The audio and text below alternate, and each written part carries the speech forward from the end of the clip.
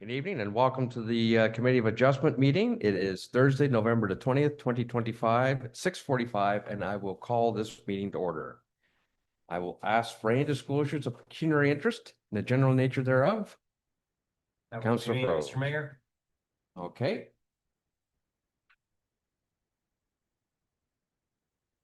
So noted. We have adoption of the minutes of the previous meeting. So we have the Committee of Adjustment meeting held September the 18th, 2025.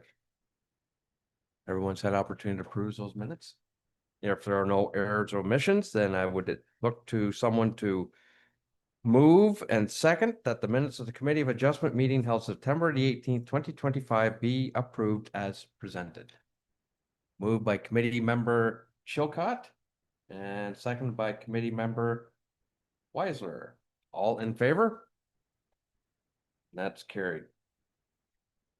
Moving on to section 4, we have application on a minor variance application COA 0625 Dan Froze Farms, Inc. Purpose of this variance is to grant relief from the following zoning bylaw regulations to recognize the deficient lot area for an existing lot on the subject property known as part of lot 123 concession south of Talbot Line located west of Plank Road, south of the village of Stratfordville. Section 5.12.XX to permit a lot area of 19.01 hectares, whereas 20.0 hectares is required for a lot in the agricultural A1 zone. The effect of this variance is to permit a reduced lot area over the retained lands to fulfill the conditions of consent application E43-25. At this point, we'll have the staff presentation. Report DS 4725 by Margaret Underhill, Secretary Treasurer, regarding minor variance COA 0625 Dan Froze Farms, Inc. Good evening, Madam Secretary. Good evening, Mr. Chair, and through you to the committee. The report before you is for a minor variance application, as already stated, for Dan Froze Farms, Inc. The purpose of the variance is to grant relief from zoning bylaw regulation, actually section 5.3, to recognize a deficient lot area for an existing lot on the property subject property known as part of lot 123 concession south of Talbot Line, west side Plank Road, south of the village of Stratfordville. The effect of the variance is to permit a reduced lot area over the retained lands to fulfill the conditions of consent application E43-25 granted by the County Land Division Committee on August 27th, 2025. The planner's memorandum attached dated July 9th of 2025 in respect to the severance and the conditions outlines the requirement of a minor variance to address the reduced lot area of the retained lands. The municipal planner and staff would concur the application meets the criteria to grant relief and to permit the reduced lot area of 19.01 hectares in the A1 zone. And I leave it with you, Mr. Chair. Thank you very much for that. Does anyone have any questions or concerns?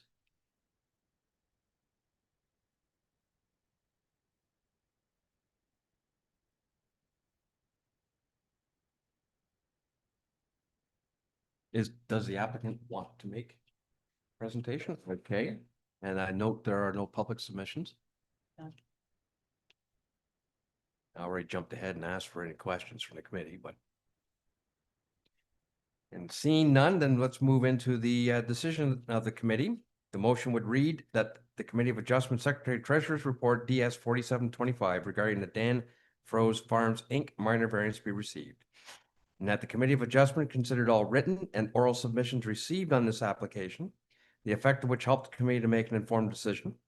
And whereas the committee agrees that the proposed variance as presented meets section 45(1) of the Planning Act and is considered minor, therefore application COA 0625 submitted by Dan Froze Farms, Inc. pursuant to section 45 of the Planning Act for a minor variance is granted to allow relief from the Municipality of Bayham zoning bylaw number Z456/2003 regulations to satisfy a condition of consent application E4325 as follows. Section 5.3 to permit a lot area of 19.01 hectares, whereas 20.0 hectares is required for a lot in the agricultural A1 zone. Mover and seconder? Committee Member Emerson and Committee Member Chilcott will second. All in favor? That is carried. Moving on with the adjournment motion that the Committee of Adjustment meeting for consideration of minor variance application COA 0625 be adjourned at 6:50 PM. Mover and seconder, please. Committee Member Chilcott will move it. Committee Member Emerson will second. All in favor? I left out portion of that. Do you want me to read it? Yes, please. So I got the mover and seconder. All right, the Committee of Adjustment meeting for consideration of minor variance application COA 0625 be adjourned at 6:50 PM and that in accordance with the regulations of the Planning Act, notices of decision be circulated by the Secretary Treasurer accordingly. Now, all in favor? That's carried. We are adjourned.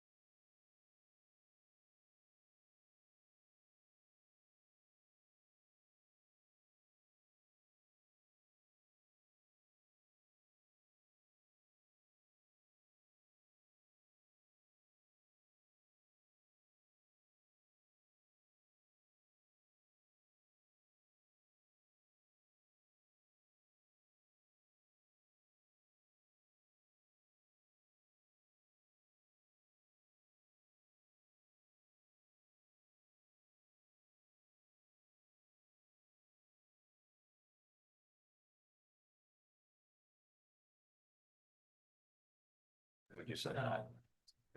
Ready? Good evening. Welcome to the regular session of council. It is Thursday, November the 20th, 2025, 7 p.m. and I will call this meeting to order. Remind members of any disclosures of pecuniary interest in the general nature thereof. Council Froze. Thank you, through you, Mr. Mayor. 12.11A.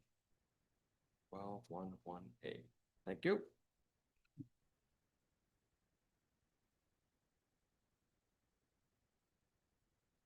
So noted.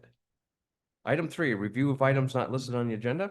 Thank you, Mr. Mayor. Two items tonight for closed. We've got litigation, potential litigation, and solicitor-client privilege under staffing, and we have labor relations, employee negotiations, compensation.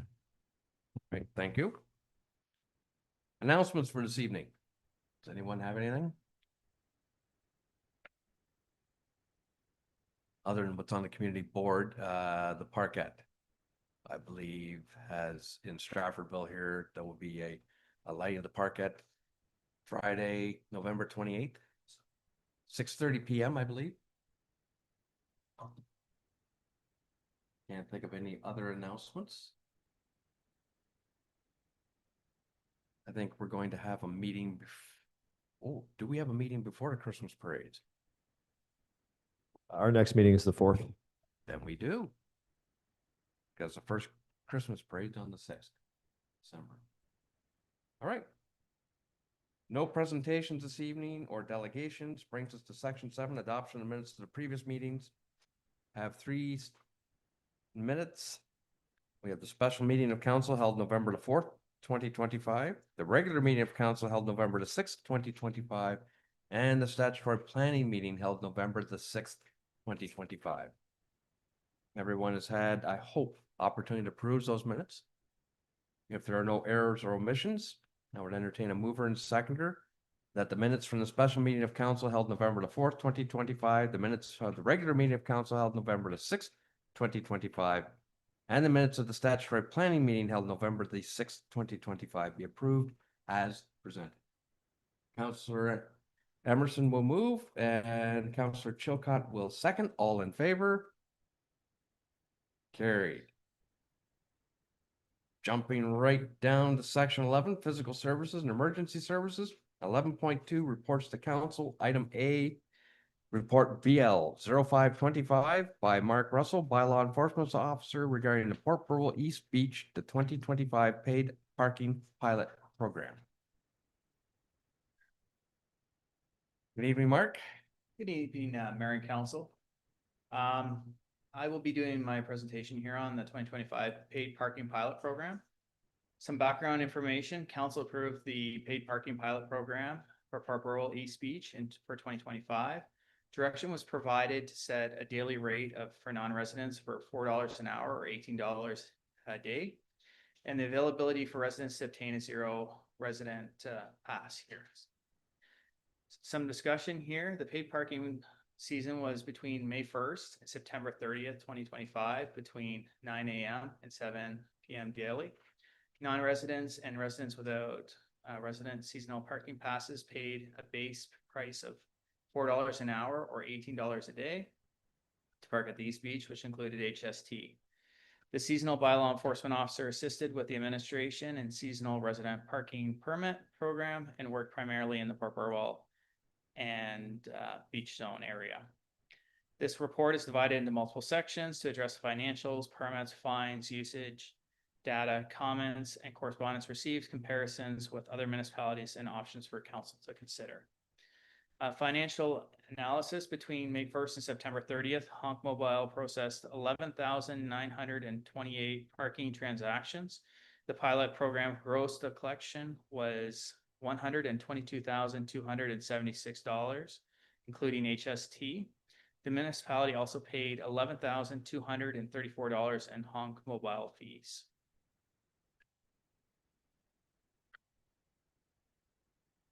The net revenue received by BAM and used in the revenue figure on this report is $99,806. You can see the table on the breakdown of the months and how much revenue was made each month. Revenue by week. bylaw staff recorded weather conditions for the season and have broken the pilot project into 3 parts based on changing seasons and revenue trends. Part 1 would be between April 28th and June 15th, reduced revenue during this time due to unseasonably cold weather conditions, training, and increased administration duty. Also, this was early in the season and the kids were still in school. Part 2 is June 16th to August 17th, increased revenue due to hot, dry weather conditions and increased enforcement presence. Some Wi-Fi issues affected the revenues and enforcement from late June through to mid-July. And part 3 is between August 18th and September 30th. Temperatures started to cool off, kids going back to school, and seasonal bylaw enforcement officer finished his contract on September 12th, 2025. So you can see by week how much revenue was in the table, how much revenue was obtained, and majority of it was in part 2 during the hot, dry months as school was out. Percentage of revenue by day, the highest revenue days were Saturday and Sunday, which combined for 53% of the overall revenue, followed by Mondays and Fridays, which combined for 23%. And the lowest revenues days were in the midweek. Only 5 days a week were monitored by the seasonal bylaw enforcement officer, and the full-time bylaw officer, myself, would attend the beach as time permitted during the times that he was not working. Income data by day, week is important as weather may have an issue with the revenue generation. 53% of the beach revenue was generated over 29% of the days. So Saturdays and Sundays is where we made majority of our money. If rain events occur over the weekend, there could be a high probability that revenue will be significantly affected. Our expenses, wages and benefits for seasonal bylaw enforcement officer was $21,165, and the one-time startup fee was $13,813, which will not be incurred annually. The program expenses in 2026 will be reduced should you wish to continue with the program. The total pilot cost for this year was $38,253.46 and have been outlined in the table below.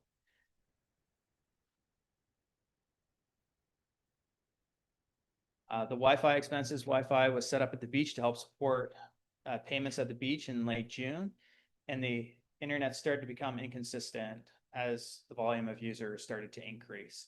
The municipality's IT conducted a review and North Frontenac Telephone Company installed the fiber internet, and the East Beach improved its hardware.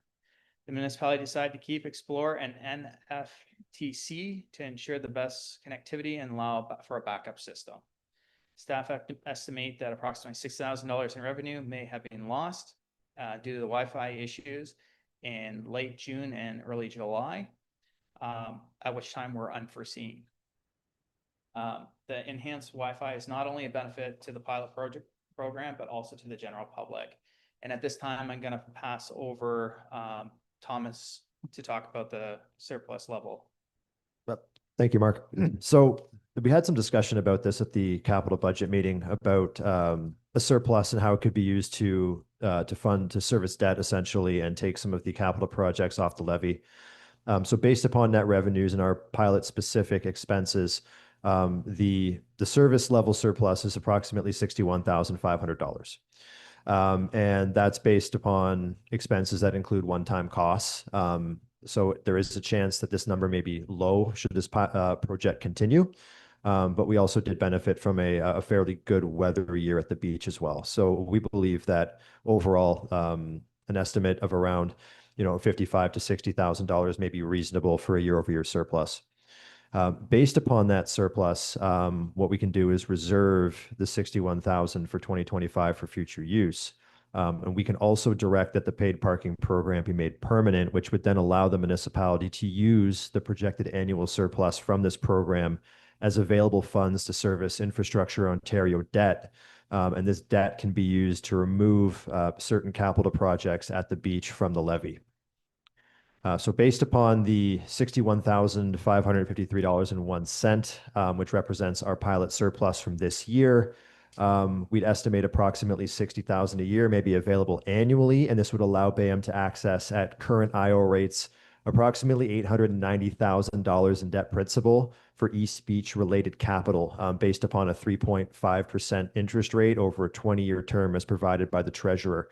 On this basis, we'd be able to proceed with the engineering works and the expansion of the washroom facilities at the beach. We'd be able to look at other capital as well, such as accessibility match, shade structures, and other enhancements at the beach. So one of the recommendations coming out of this report, and I'll pass it back to Mark in a second, is going to be to make this program permanent, and that will give us what we need to go to Infrastructure Ontario and start discussing with them about utilizing a debt instrument to fund capital.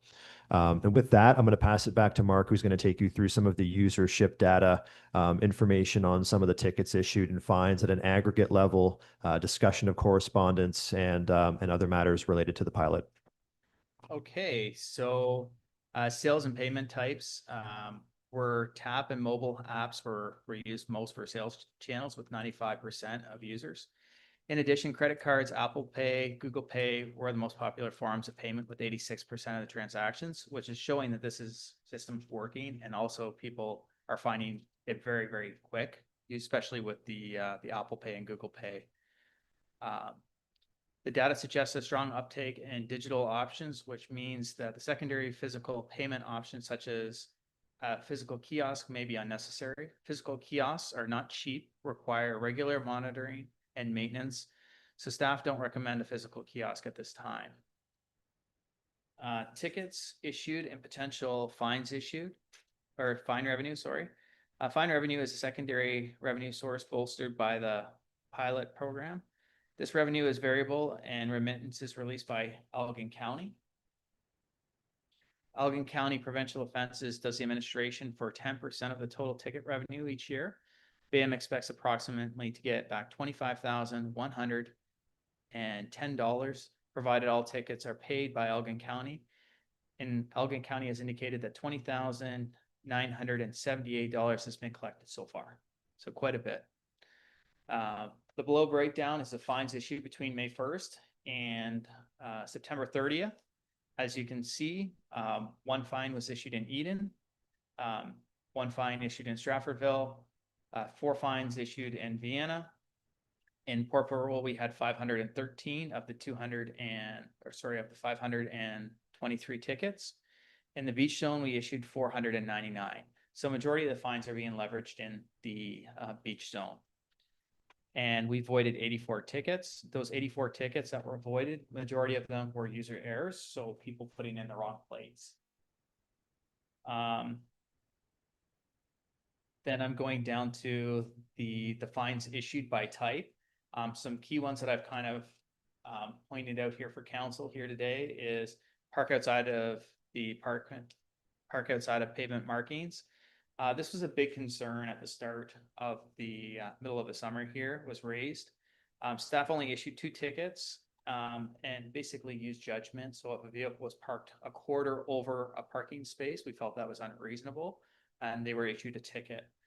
But this also helped, having the lines also helped resolve complaints about people parking over the driveways. So that was an added benefit too as well. Staff also received several concerns early in the season about 2-hour parking on the roads. Staff allowed an extra 15-minute grace time when enforcing the 2-hour parking and monitored primarily only on busy days and issued only 13 tickets. So for all the complaining and comments that were made on Facebook, staff were very, very reasonable with our enforcement approach and tried to gain compliance with the people. Seasonal resident permit program, we had 1,495 applications received by the resident for the seasonal resident program, and 1,397 were online and 98 people registered in person. So if people were having trouble registering online, they didn't understand how to do it or weren't technically inclined, they could just call the office or come into the office and meet with myself or with Ryan, and we would actually set them up on the spot. Staff had 7 business days to review the applications, and often applications were reviewed within a couple of days. And as customer service was one of our foremost objectives during this process. If people didn't get the permit, the most common issue was they never claimed their permit. So they didn't check their junk mail.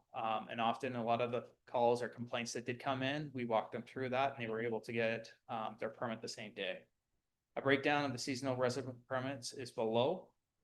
And 873 households received a permit, 377 households had 1 permit, and 497 households had 2 permits. These numbers show approximately 30% of Bayham households received a parking permit, which is very high. I don't know if you recall, when we were doing the original presentation, we had indicated that 20 to 30% of the people actually use the beach, which would be consistent with the numbers that we have here today.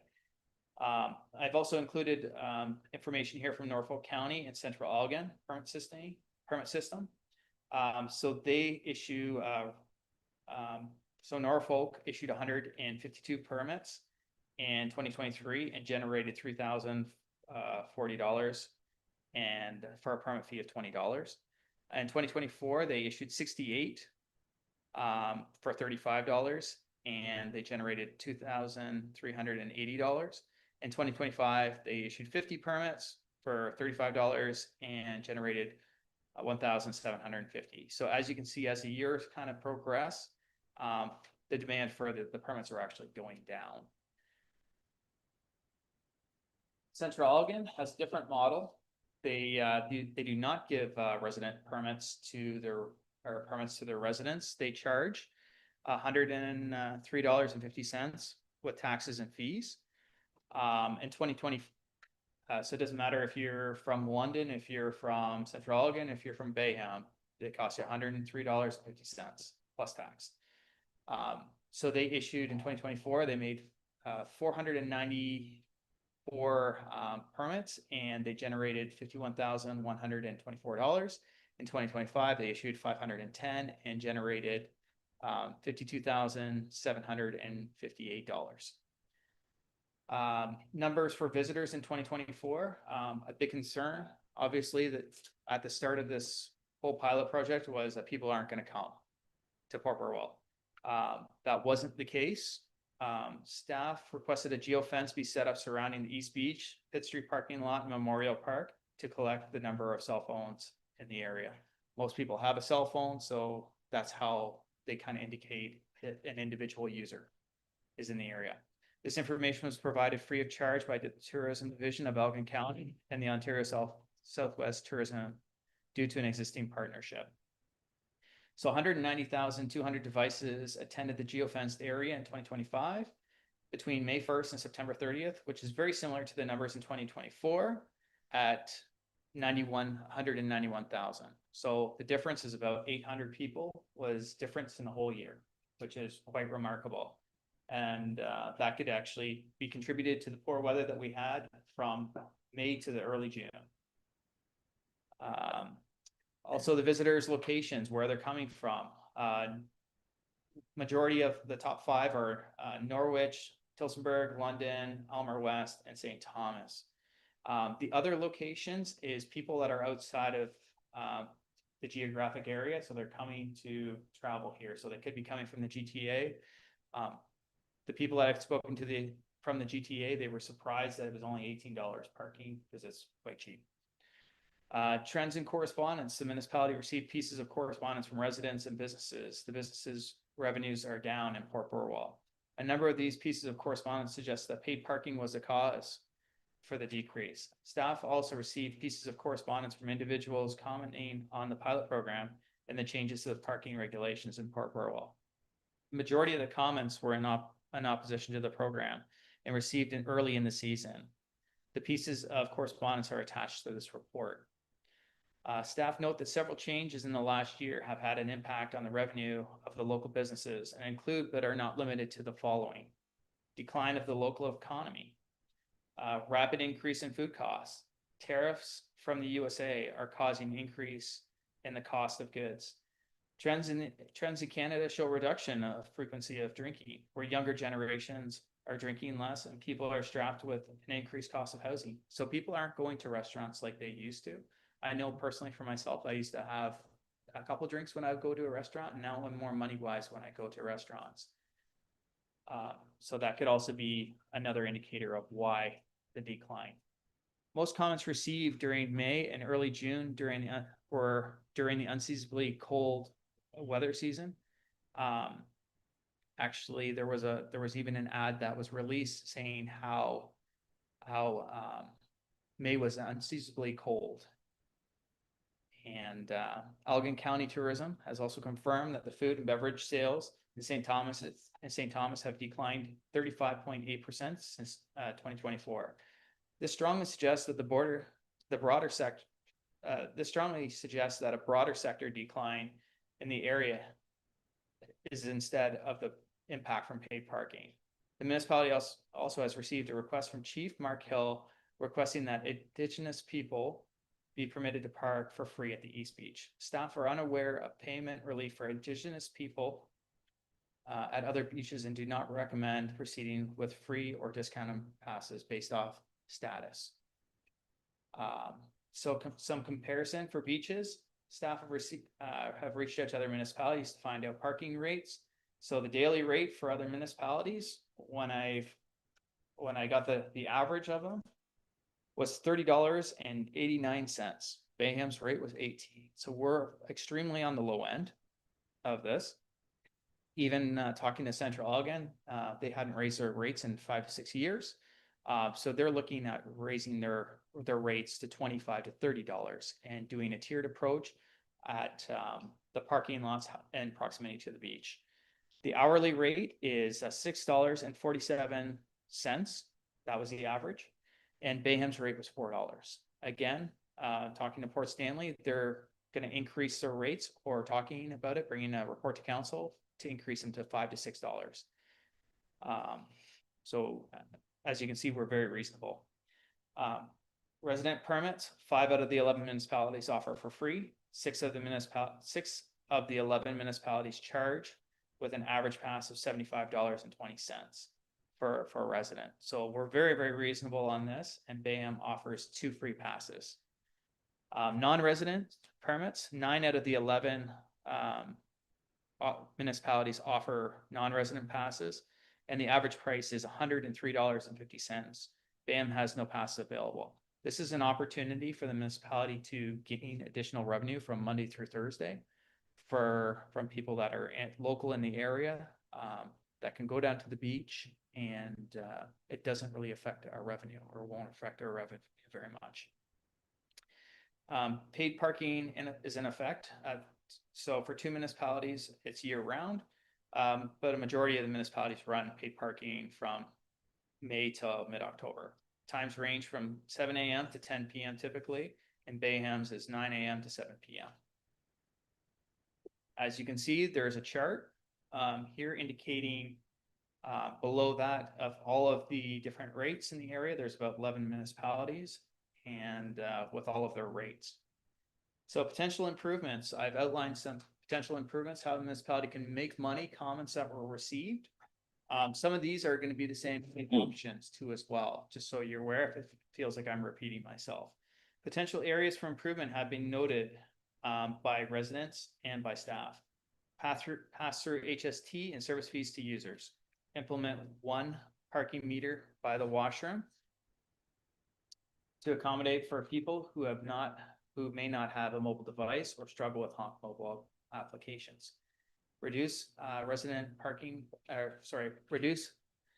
passes 5 days a week, Monday through Friday, excluding statutory holidays, from 7 days a week. So what this will do is 53% of our revenue is on Saturdays and Sundays. So this will actually increase our revenues quite a bit. We'll allow 1 free pass to residents, and the second pass be $25 and third pass be $50. It's another suggestion. Any of these ones that you see that you like, you can just highlight. And if there is, when council would like to put a motion together, you can use those, any of those. A seasonal permit for non-residents between Monday through Thursday, excluding holidays for people outside the municipality to encourage traffic during underutilized times for $72 a season. The price would be calculated on 4 visits at a day rate of $18. This would generate additional revenues to municipalities and would also bring more people down to the beach, which would make the businesses happy in the area. Optional 2 and 3 day pass could be sold, which limits the number of transactions fees being paid to honk and increases the user's convenience. So a lot of times what we have is we have people coming down from the park, or they're renting an Airbnb.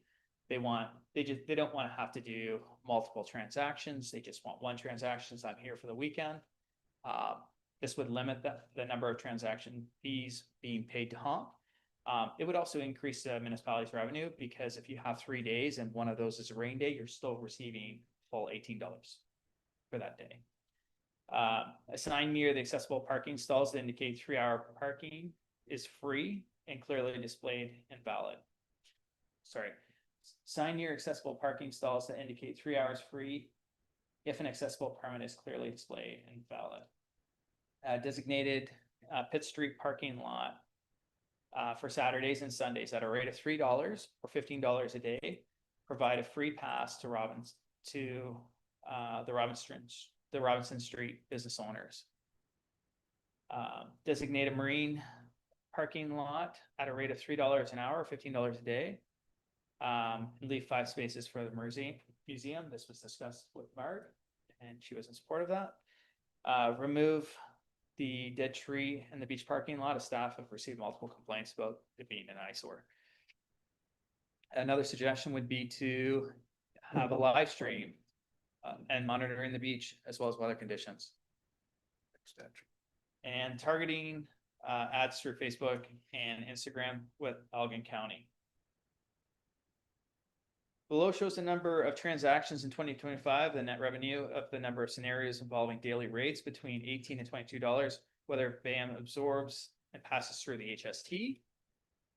For example, if a $20 day rate is recommended by staff, would have received an extra $5,167.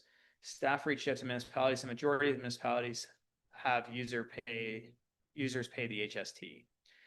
If council resolves to keep the $18 rate and passes through the HST, a net revenue increase of approximately $7,000 would be added. Options.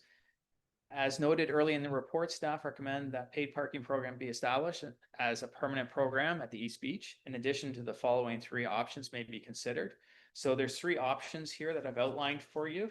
Would you like me to read them or just proceed with them? They do kind of repeat themselves. I think we're good. And staff's recommendation is making the program permanent, which will provide some financial clarity or certainty for drawing surfacing debt relation to beach capital infrastructure. Staff also recommend passing through the HST to the user, which will increase the net revenues by 13%. Finally, in accordance with the previous direction, staff recommend that $61,553.01 and surplus level be to the 2025 pilot program be reserved for capital use. At this point, I'm going to pass the floor back over to the mayor, and if you have any questions, I'd be happy to answer. All right, thank you very much for the report, Mark. We're going to have to put a pin in this for a minute because we got to go to a statutory planning meeting. Okay. So just hang on. We're at 7:29. This meeting takes place at 7:30. So stay tuned. We'll recess from this section and return shortly.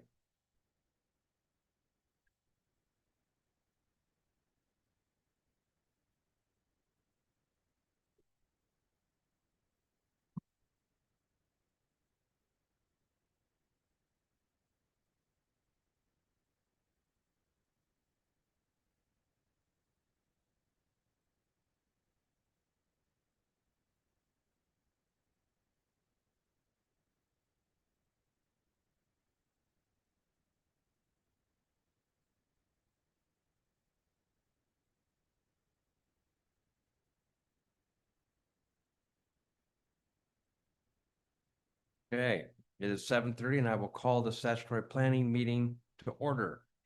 I'll ask for any disclosure of pecuniary interest in the general nature thereof. Seeing none, we're dealing with a proposed zoning bylaw amendment, ZBA 2325 for Heritage Grown Inc. at 57238 Light Line. Purpose of this bylaw amendment is to rezone two portions of the subject lands as a result of a surplus farm dwelling severance in zoning bylaw Z 456, 2003. The proposed severed lot is to be rezoned from the agricultural A1, the site-specific rural residential RRXX zone, which requires relief from the following provisions. Section 7.3, to permit a minimum lot area of 0.26 hectares, whereas 0.4 hectares is required. Section 7.4, to permit a minimum lot frontage of 34.5 meters, whereas 50.0 meters is required. And section 7.10, to permit a minimum rear yard depth of 5.5 meters, whereas 15.0 meters is required. The proposed retained lot is to be rezoned from the agricultural A1A to a site-specific special agricultural A2 zone to prohibit new dwellings and requires relief from the following provisions. Section 6.9, to permit a minimum side yard width of 7.7 meters, whereas 10.0 meters is required. The subject lands are known as 57238 Light Line, north side and west of Elgin County Road 55. The effect of this bylaw will be to recognize the residential nature of the newly created residential lot and to prohibit new dwellings on the retained farm parcel in accordance with the official plan as part of the clearing of consent conditions for Elgin County Land Division Committee file number E24-25. This time I will call for any public participation on this application.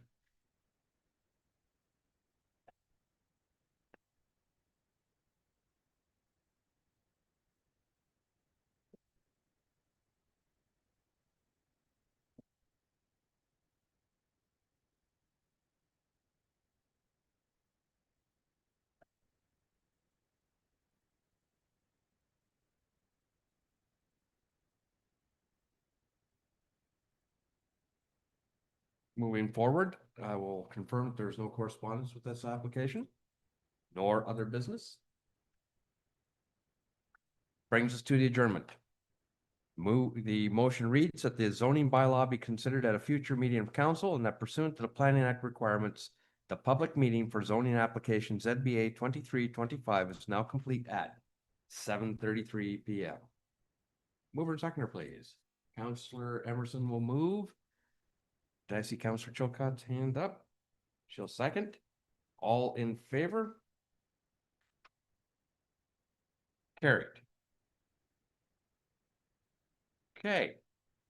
So that brings us back to our regular agenda. We left off at 11.2. Mark, you had just given us the recommendations from your report. So let's open it up to council for questions and discussion. Does anyone have anything? Councillor Chilcott. Thank you. I have a lot. Good. Excuse me. First question is, you have a non-resident pass that other municipalities are using of $103.50. And it says it plus tax and fees. What fees would those be? So the fees could be honk fees. So like whenever you do a transaction, there is a fee that's processed. So that's what the fees would be. And that would be automatically charged to them? Yes. Okay. So I myself, I don't agree with reducing the not the seasonal residents pass. The time limit, like the Monday to Friday, I think it should be a full season of not paying because they do enough around here. If you wanted to do a third pass, then I could see paying the same as you would for a non-resident if we did a non-resident pass. But not the second one. Second one would be free. And I don't agree with additional parking, paid parking on the streets or outside of the beach area. And also the Sorry. 2-hour parking limit. The last one was which? So you want paid parking on the streets No. No, No. no, Or sorry, on the parking lots? in the street parking lot and also the marina, only on Saturdays and Sundays. Marine Museum. Sorry. Right. So I'm against that, but I just don't think we Yep, need to do any Counselor more. can, And then also extend the 2-hour parking in front of businesses to 3 hours to make sure that they can get in, eat, do their thing and leave. Those are my comments. All right. Thank you for that. Any other comments? Counselor Emerson. Through you, Mr. Mayor, I think it's a really comprehensive report, and I'd like to thank Mark for bringing this forward. It is interesting, and I like the whole concept of revenue coming from outside our municipality to fund user fees on the beach. I am kind of opposed to any change that is taxing to the residents of our community. I'm with Susan on that. Not so sure about extending the parking spaces, but a year-round pass for out of town, for a non-residents, I think that's a good idea. And I think for sure that users should be paying the HST. That's kind of where I stand on the whole thing. I think we're under enough, the residents of our community are under enough financial pressures that we shouldn't put additional burdens on them at this time. Or ever, actually. I think it's kind of like a privilege for people out of town to come to use our beach, but a privilege for residents to use our beach, and maybe we should have some sort of user fees and whatnot for people that want to use our resources. Thank you for that. Any comments from the deputy mayor?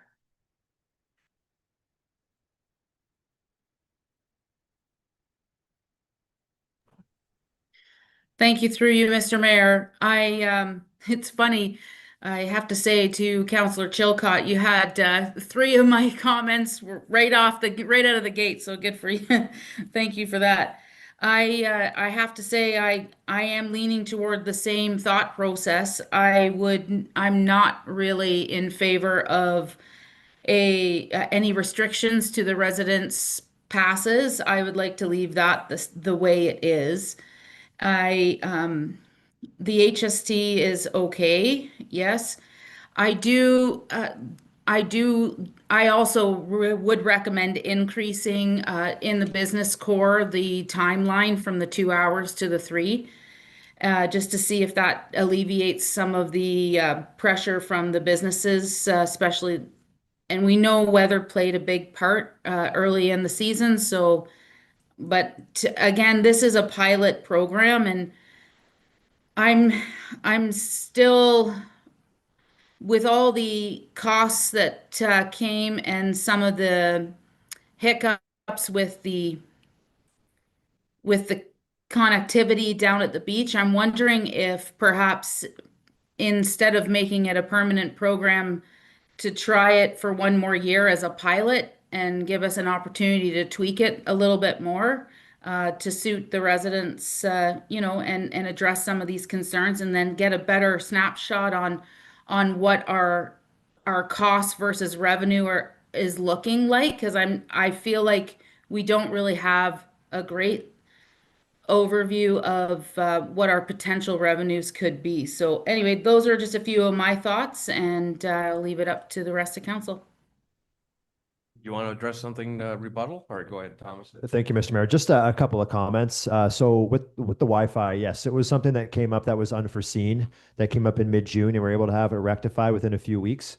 We received no Wi-Fi complaints after the Wi-Fi was rectified, so we don't foresee that going forward as being a mitigating factor for revenues.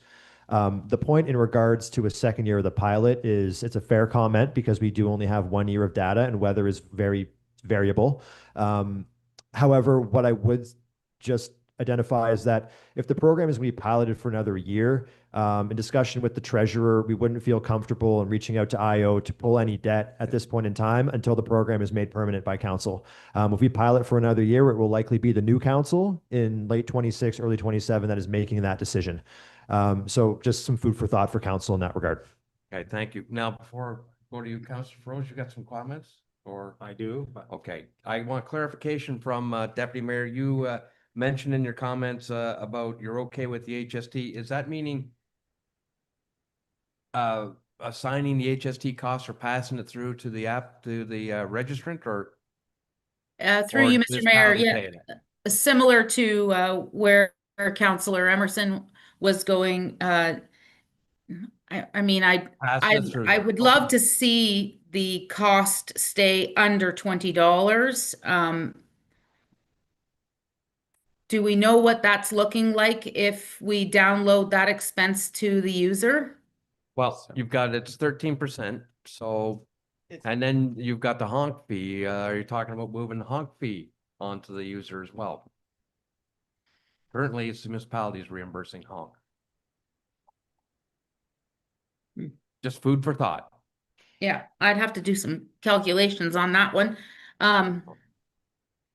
Yeah, So through you, Mr. Mayor, the honk fee question is for Mark, but I can advise that the HST, if we were to pass it through, fees go from $18 to $20.34. So you're $20 ballpark with that. I believe, and Mark can correct me if I'm wrong, I believe the honk service fee is 5% a transaction, which would be about $1. I don't have that information for me, right now, so I can't answer that. If we assume it's a buck a transaction. That's what you're saying? Yeah. If you assume, so you're passing on to, it'd be $21.34. If you wanted to maintain the overall $18 daily rate. Just keeping that. Council Pro, sorry to keep you waiting. Thank you, through you, Mr. Mayor. Mark, how much are the tickets down there at the beach Well, they really range, for not displaying your $60. $60? Fines. So we charged our own people close to $20,000.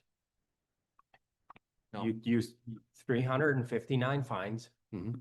times 60. Those fines could very well be visitors that are not BAM residents, Councillor Froese. It says without marking municipally approved mobile payment. Correct. So that would mean that it's either a resident that didn't apply for a permit, or it's a non-resident that came to the beach and didn't pay for parking. And majority of the ones that were ticketed were from outside the area too as well. Because if anybody did receive a ticket that was a Bayham resident, they were the first ones to call the municipality. So I may have got a handful of those, maybe 5-10 calls. Majority of the tickets were from people outside the municipality. And with that, when we reached out to the POA office, we made so far $20,978 has been collected so far. So people are paying the parking tickets too as well. Yeah, I disagree with this whole process. I know of a business that was down in revenue, a bigger number than what we generated, and it far exceeds the 25% that St. Thomas says the food and beverage were down. So I completely disagree with all of this. It was a nice pilot project, needs to be discarded. And there's 10 letters, or close to 10 letters saying the same thing, right? They're in disagreement with it. Okay. All right. My turn. First of all, Mark, thank you for, as Councilor Emerson said, thank you for bringing a very comprehensive report forward. There's a lot of information in there. I think as a foundational piece for funding future infrastructure costs, I see this as a valuable tool. I'm indifferent whether we move forward. No, let's put it this way. I want to move forward with it. I think it should be made permanent and move forward. I'm indifferent whether we pass the HST fee on to the user or keep it where in-house as it is now. I'm inclined to think that given the economic circumstances we're in today, leave the program as is and run it again another year. I'm not saying make it permanent, but you can always tweak a permanent program next year, correct? At any time, we could tweak that. That's what I'm saying. We can tweak it whenever. But I would say, in my opinion, leave it as is, run it again. I'm not in favor of expanding to Pitt Street at this point or the Marine Museum. I think we leave those free options available for people should they choose to walk. The idea is, if you want to park at the beach, you're paying a premium to do so. And I agree with the notion from Councillor Emerson, that if we have visitors coming to use our facilities, that can help contribute to the upkeep. And I agree with that we don't want, if we are maintaining the maintenance fees on the levy and our resident or ratepayers are paying for that, they should have access to free parking down there. So that's what I'm saying, run the program as is. That's my opinion. Councillor Chilcott. But with an extended 3-hour parking on the street. Now, I want to argue that one too. Let's argue that. In the city, excuse me, the town of Elmer, I understand from the mayor. Well, discuss it, if you will. The parking lot actually that's behind the IDA drugstore, wherever that is out there, that's a 2-hour limit. If you are beyond, you get ticketed. Parking on the streets are 2-hour limits. Town of Tillsonburg is also similar. Down in Tillsonburg's 2-hour limits. So the point I'm getting at is from a turnover point of view, someone coming into your restaurant and occupying your seat for 2 hours, I think is sufficient. I think I'd rather have more bums in the seat than the same bum in the seat for 4 hours. Can I just add on to that too as well? As well, like I said, we only issued 13 tickets on the street, so we were very reasonable with our approach. And in addition, it ended at 6 o'clock. So a lot of our actual enforcement, so if a vehicle came at 4 o'clock, which is very common for supper, so from 4 to 6, that's a 2-hour time. And then we gave 15 minutes to as well. So any vehicle that was there at 4 o'clock would not be receiving a ticket. No. So, like I said, I feel it was a very reasonable approach, and we only did it on busy days. If the town was a ghost town, we're not gonna be issuing 2-hour tickets.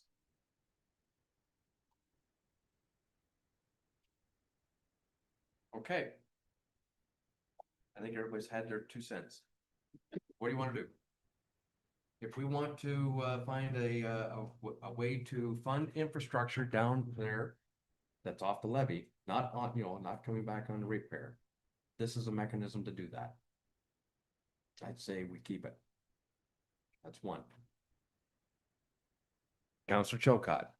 Sorry, I have one more question. So what's the difference between making it a pilot project for another year or making it a permanent project? Just whether or not we can apply for. Comfort level for staff in order to go to Infrastructure Ontario, because now if it's a permanent program, you have a fairly reliable source of revenue to pay back the loan. Otherwise, it comes back on the levy. And do we have a term that it has to be permanent? So let's say in 3 years, we decide, and another council says, I would say in 3 years' time, or whoever it is, even in 27, the next council comes along and says, nope, we're not doing it, and they pull the plug. And if there are loans already out there, well, then they have to source revenue somewhere to pay the loan.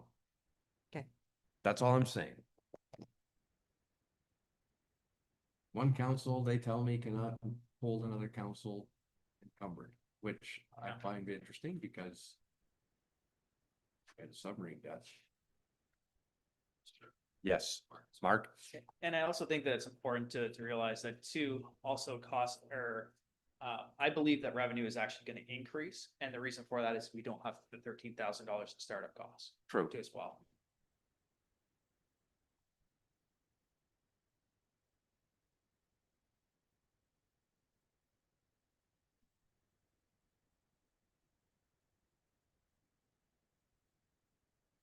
Okay. So I'm looking for some consensus here. Does everyone have a copy of the printed agenda? All right. Okay.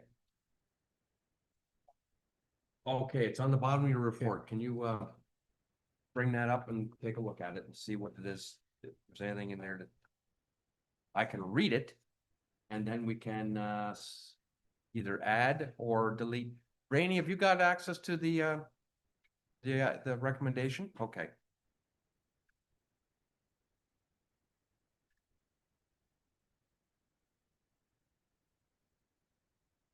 So the only addition that I see here is the pass through the HST and service level user fees. So you're talking about approximately, if we kept the $18 ceiling, it would be at $21.34 approximately. Approximately, yes. And the reason why we identified that in the recommendation, Mr. Mayor, is because when it was in discussion with Mark, Steve, Lauren, and myself, that was the one that we came to consensus with as an easy way to kind of streamline the financials for the service. The other bullets are blank in case council wishes to add any more amendments. And of course, if council doesn't want to make any changes, then we can do that as well. I do have one additional. Where can I find it here? You identified the accessible parking spots. That's in potential improvements. I listed a wide variety of different improvements that can be made down at the beach and. Sign near the accessible parking stalls. That one I think would be a good thing. Right now you have the accessible parking stalls, but it's not widely understood unless someone goes into the meat of the program and reads it. That if you have a disability sticker wherever on your dashboard, you can park for free for 3 hours, but it's not signed. Should we add a sign just to let them know? Mr. Mayor, this is something that we have been kind of adhering to over the balance of the program. We did receive a comment early on, and this is something that we had kind of applied internally. I'd suggest this is operational. We don't necessarily have to include it as part of the motion. We can tackle that at the staff level. Okay. Through you, Mr. Mayor, I'd be remiss, but could we ask for reevaluation of the no parking restrictions on side streets and stuff like that? Just to see if there's any room for residents to have a few more car spots available for guests and stuff. Depends on which street, and a lot of those were because of the width of the street. That's why they were designated. So that's my understanding. Okay. Yeah. You can reevaluate it, but I don't think we're going to grow the street. Am I wrong? The reason was because of the width of the street. Yeah, it was the width of the street Okay. for emergency. For emergency For emergency vehicles, yes. Councilor Chilcott. Were we gonna look at seasonal passes for non-residents? Is that something that we want to implement now or wait another year or? I think it would actually be a really good idea. As indicated in the report, 9 out of the 11 municipalities that charge for paid parking do this currently. And if you just even look at Central Elgin, the amount of revenue that they had made was about $51,000. And it wouldn't cut into our busy times. If you made it Monday through Thursday, it would also increase traffic down to the beach area for the businesses too as well. So I think that that's a really good recommendation for council to do. And thank you for bringing it up. Thomas. Just a quick point to that. So the 51,000 from Central Elgin, they don't have a resident free pass. So their residents would also be buying that. So that is part of the 51,000, but it is in discussion with Mark, a good idea because it doesn't blur the lines between the levy support that the residents give us and they get a free pass for that levy support. And then we generate our income off of visitors that don't pay into our taxes. If we have a non-resident parking pass, it is potentially a way to encourage non-residents to come to our beach during days when we generally have parking capacity. And it could definitely be something we include for 26. So in other words, you would be thinking you'd set the rate so that it was $72? Yeah, $72 based off of 4 days. 4 days. Well, it'd be, yeah. But Which is still substantially lower than Central Elgin. it would still be registered on the honk. Yep. So in It's- other it's words, through honk. the only way you'd know is if they surpass their 4 days is if they, oh no, it'd be seasonal. Okay, got it. Never mind. It'd be Monday through Thursday. Like Only? only, or if you wanted to do it Saturdays and Sundays, you could too as well, but I wouldn't recommend it because 53% of our revenue comes in those days. Is it going to be confusing to people? Well, it's when you sign an agreement or you submit an application, you would put on there, but passes are only valid Monday through Thursday. So mainly this would be something. I don't know. Just another comment that like Monday, usually it's midweek, usually it's Tuesday, Wednesday, Thursday are the days where we have the lowest utilization of our parking. So if there's a way that we can generate additional usership during the week, we don't necessarily need that on the weekend, and it's reasonable to keep that as hourly and daily because they are our highest revenue generation options. But if we have ways that we can potentially utilize underutilized or unutilized spaces during the weekdays, then this is a reasonable option to consider. So you're talking seasonal non-resident pass. Monday to Friday, right? Thursday. Monday to Thursday. That's $72 plus fees. Counselor Chilcott, By doing that, we'll know whether or not people are interested in the seasonal passes as You well, will. right? Yes. If you don't sell them, they don't want them, they're not gonna buy 'em. And another thing too as well, I think that this would go over really, really well for people that maybe aren't eligible for resident passes, but aren't technically inclined. So if you have an aging grandmother from Woodstock, she could buy a pass. You know, she signs up online or has her daughter sign up online. It's one time. And I find that like a lot of the people in the area, they usually come, like the residents come Monday through Thursday. They don't want to deal with Saturday, Sunday being busy. And that's very similar to most beach towns, even Grand Bend where I grew up. The residents go during the week, and typically on the weekend, it's all out of towners. all right.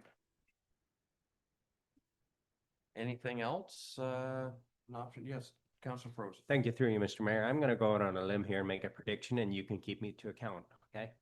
3 out of the 5 or 6 businesses in Burwell by the end of next season will close. And I'm wondering what the cost that will be to Bayham. So that's just my prediction. Thank you for that, but I would challenge that and ask you to come back and explain to me what's the cause of that. If you think it's paid parking is driving business out of Port Burwell, I don't see the evidence for it. Part of it for sure. Not convinced. We had 1,900 visitors in 2024, No, No, not that's- 1,900. No. 19,000. There's 191,000 unique pings in 2024 and 190,200 in 2025. And in 24, we had the wettest, we had rain almost twice a week. So you specifically said rain days, there was no, it caused a huge downturn. And so but I know I'm a farmer. No, It was rain in 2024, almost twice a week. So that speaks And- volume to me. And from May till June, we had the coldest spring on record, so since 1967. So there's counterpoints to each.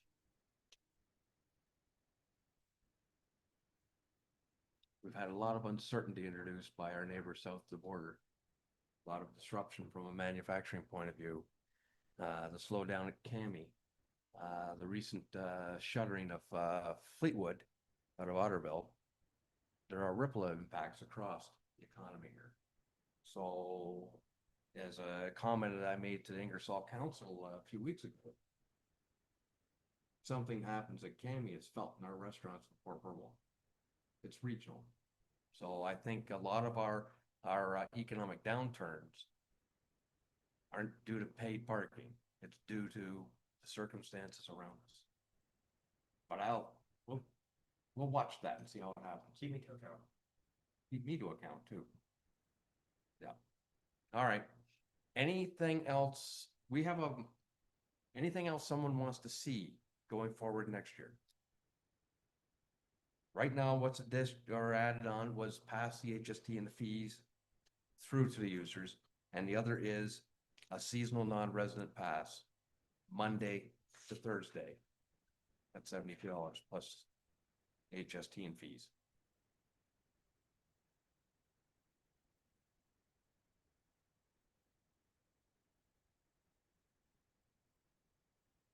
Not seeing anything. Have you got that recorded, Megan?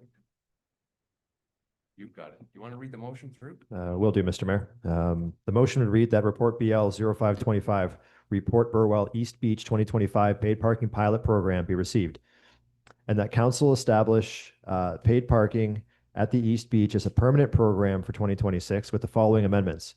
pass through applicable HST and service level user fees to users for hourly and daily transactions, implement a non-resident seasonal parking pass for Monday through Thursday at a rate of $72 plus applicable HST and user fees, and that the $61,553.01 service level surplus from the 2025 pilot be identified in the 2026 surplus report as a reserve transfer for future capital works at the East Beach, and that council refer further discussion about accessing Infrastructure Ontario, IO, or other debt instruments for East Beach Capital, including impacts of additional annual debt service to the 2026 operating budget discussion. Before I ask for a mover and seconder on this, is it implied resident passes the 2026 program? It's not specifically listed. You mean continuation of the? Continuation. Yeah, it's implied that that will continue. So the only thing that we're changing is that we're passing through the HST and the user fees on the hourly and daily rates, and we're going to add a non-resident pass, but the current resident pass system will continue. Okay, but is it captured enough in the verbiage you think that, Yes, because yes. So if All right. if the program existed as it was in 2025, it will continue with the amendments as noted in the motion. right, fair enough. I just wanted to make sure there was clarity there. Okay, having heard the motion, is there an interested party who wants to move that?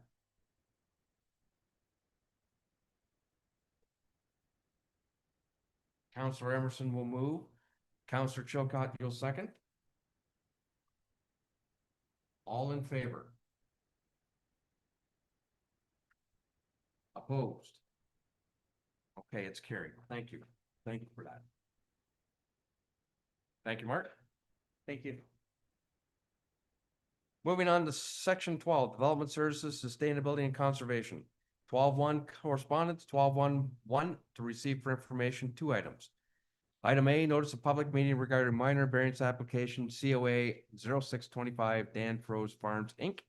And item B, notice of public meeting regarding proposed zoning amendment ZBA 2325 Heritage Grown, Inc. Does anyone have any questions? Need a mover and seconder for the following, that items 12.1.1A and B be received for information. Councillor Emerson will move. Councillor Chilcott will second. All in favor? Carried. 12.2, reports to council.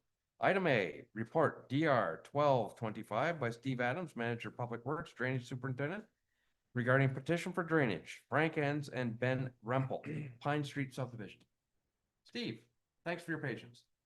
Good evening, Your Worship, members of council. Yes, the petition before you, coming to you from Frank Enns and Ben Rempel, was filed with the clerk on November 6, 2025. These are for the lands, 1 Pine Street. This is on Fulton, south side of Fulton Street, between Pine Street and Union in the village of Vienna.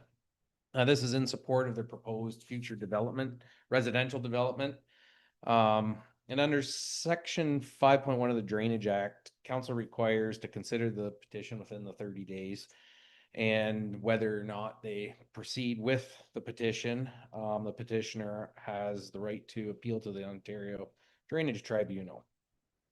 The act allows the property owners to petition for the drainage works on their land as they require legal outlet. If council proceeds, notice will be sent to all agencies, and the municipal drainage engineer must be appointed within 60 days to conduct an on-site meeting. This will confirm if the drainage, the petition requiring drainage is needed, in fact, and he can then move to a formal engineer's report. So the subject lands, they're currently part of the plan of a subdivision that's still with the review process of the county, has yet to come to council. So to jump ahead of finalizing their designs, the need for a legal outlet came from BAM staff and county staff, as the current outlets are county infrastructure along Fulton Street, and Pine Street is part of that as a small drainage system with a small municipal drain. So kind of a preliminary view from the engineer of the developer. They've noted that they're looking towards the southeast corner of the property, southwest corner of the property, which there's a small natural lands that flow down to the south. However, they come out down kind of into a smaller ditch in the bottom. This is kind of the bottom of Otter Street, behind the lumberyard. So this this whole outlet for this was really pushed because we don't want to see negative effects downstream of this. So a legal outlet is a definite must for the situation. So we did review some of the infrastructure along there. Fulton Street, like I said, is county. It hadn't been sized for the development or the small drain on Pine Street. So pushing ahead of this, staff would recommend council to proceed with the petition and appoint Spreets. And we can move ahead as quick as possible to get an on-site meeting and come back to council with some recommendations from the report. If there's any questions about this, I'm happy to help. Look to council, any questions? I do have one, Steve. Yes. If we approve and appoint Spreets tonight to start in on this process, and should Mr. Enns and Rempel's plan of subdivision agreement be turned down, they would still be responsible for the engineer's costs. That is correct, and I'm glad you brought that up. It was noted in the thing, and I have advised the engineer and the property owners. So it's pretty much all costs incurred up to the fact that council, I guess it'd be just send notice. So generally the site meeting will probably be the only spot. It'll be up to the applicant if they want the engineer to proceed before council. However, for the design phase of the subdivision, so they can finalize where the water in the subdivision is going to go, which they have an idea. But to push it ahead, yes, it's a good point, because there could be costs if the report is done, and the cost could be, anywhere. They could be up. It all depends how big of a drain's installed. So needless to say, they've accepted the challenge up to this point. So staff recommended it. Thank you for that. So I certainly hope that things do move forward in a progressive way, and I hope that ultimately that this development does proceed. I just wanted to make sure that it was acknowledged and staff, and that the applicant understands. Even though if they get so far along and decide not to implement the drainage works, there's still the cost for the design of it. That's correct. Okay, fair enough. All right. Any other questions for the drainage supervisor or superintendent? No? All right. We have a motion to read the report DR 1225 regarding petition for drainage, Frank Enns and Ben Rempel Pine Street subdivision be received. And that the council of the corporation municipality of Bama acknowledges the filing with the clerk of the petition for drainage works from Frank Enns and Ben Rempel. And that council wishes to proceed with this matter to appoint Spreet Associates Limited engineers to prepare a report on the proposed drainage area pursuant to Section 5 and Section 8.1 of the Drainage Act for council's consideration. Mover and seconder, please. Councillor Chilcott, Deputy Mayor Weisler. All in favor? Carried. Item B. Report DS 4825 by Margaret Underhill, Planning Coordinator, Deputy Clerk, regarding the rezoning application ZBA 2225 Weber at 53680 Heritage Line. Hi, Mark. Thank you, Your Worship, and through you to council. A report before you for a rezoning application ZBA 22/25 Weber at 53680 Heritage Line, Richmond. The owners have submitted the zoning amendment to rezone their property to accommodate the construction of a new building for the storage and distribution of agricultural feed and seed. The purpose of the zoning amendment would be to rezone a specified area, not the entire property, but a specified area from A1 agriculture to site-specific farm commercial, which is an FC-2, to permit the development of the accessory building, which would require relief from the following provisions. Section 13.10.1, to zone a defined area of 5,329 square meters as farm commercial -2. And section 13.10.2, to permit a minimum lot frontage of 20 meters, whereas 30 meters is required under the FC zone. Public meeting was held on November the 6th, 2025, with no public attendees. There's been no public comments received. Agency comments received were from Long Point Region Conservation Authority, advising they have no objections with the development being outside of their regulated area. The planner's memorandum included with the report dated November the 12th does review the application and provides that it conforms to the BAM official plan and meets the general intent and purpose of our zoning bylaw. Staff and planner concur the rezoning application meets the policies. We recommend approval to change the zoning only on a portion of the subject lands from A1 to the FC-2. And that would be to permit the development of a detached accessory building seeking relief from zoning bylaw sections 13.10.1 and 13.10.2. And the draft zoning bylaw is before you for consideration. And I'll leave it with you, Your Worship. Thank you very much for that report, Mark. Does anyone have any questions? Okay, seeing none, we have a proposed motion before us that reads that report DS 4825 regarding the Weber rezoning application ZBA 2225 be received for information. And that pursuant to Planning Act regulations, Bill 73 Smart Growth for Our Communities Act 2015, it be pointed out that at the public participation meeting held November the 6th, 2025, associated with this application, there were no oral presentations and no written public submissions regarding this matter, and that all considerations were taken into council's decision passing this resolution. And that zoning bylaw number Z 456 2003 as amended be further amended by changing the zoning on a specified area of the subject property located at Part Lot 110 Concession 7 NTR, municipality identified as 53680 Heritage Line from agricultural A1 zone to site-specific farm commercial FC2 zone to permit the construction of a detached accessory building seeking relief from the following provisions.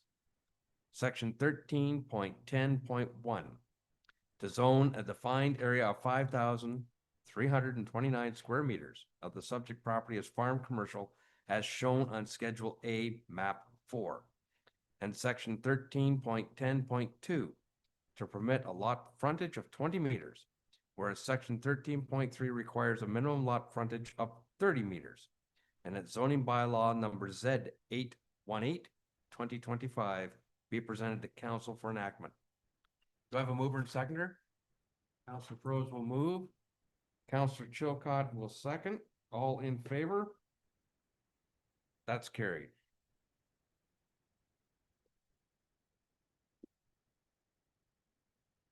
Moving on with report DS 4925 by Margaret Underhill, Planning Coordinator, Deputy Clerk, regarding consent application E 6925 T-Shrobe Exteriors Inc. at 55480 and 55482 Vienna Line.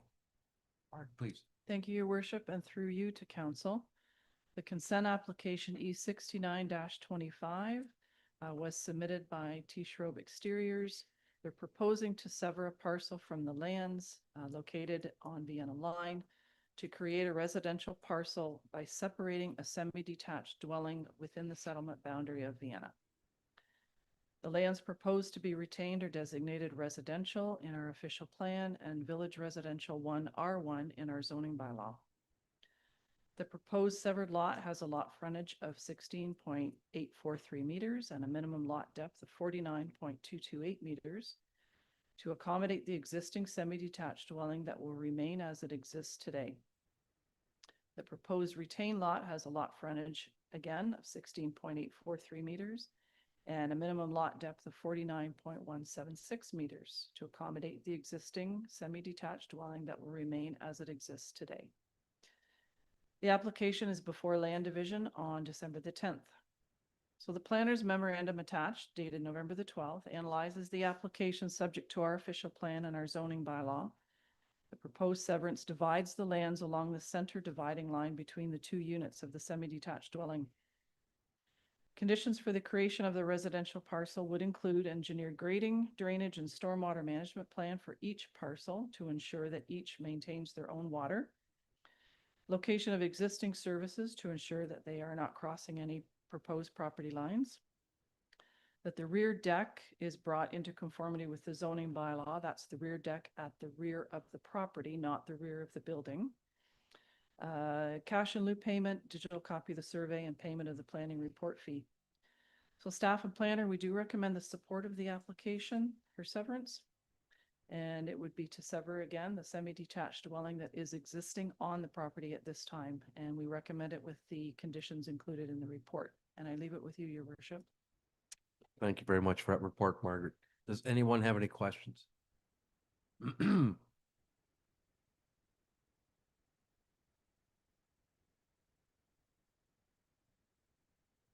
All right, seeing none, we have a proposed motion that reads that report DS 4925 regarding the consent application E 6925 submitted by Tish Robe Exteriors Inc. be received. And that council recommend to the Elgin County Land Division Committee that consent application E 6925 proposing to create one new residential lot to sever the existing semi-detached dwellings between the common wall, subject to the following conditions and considerations. Number one, that the owner provides an engineered grading, drainage, and stormwater management plan for each parcel to demonstrate that the lands will drain properly with no negative impacts on the neighboring lands or the street to the satisfaction of the municipality of Bayham. Number two, that the owner provides confirmation with respect to the location of the existing municipal water and sanitary service connections to the severed and retained lands. Should the existing municipal servicing laterals cross the proposed property lines or do not have sufficient clearance, the owner shall obtain a permit from the municipality of Bayham for the installation of a new municipal water and sanitary service connections as applicable. Number three, that the rear wood deck shown on parcel B is brought into conformity with the zoning bylaw, section 4.2E, by removing the deck, relocating the deck, or obtaining an approved minor variance application for the existing location of the deck.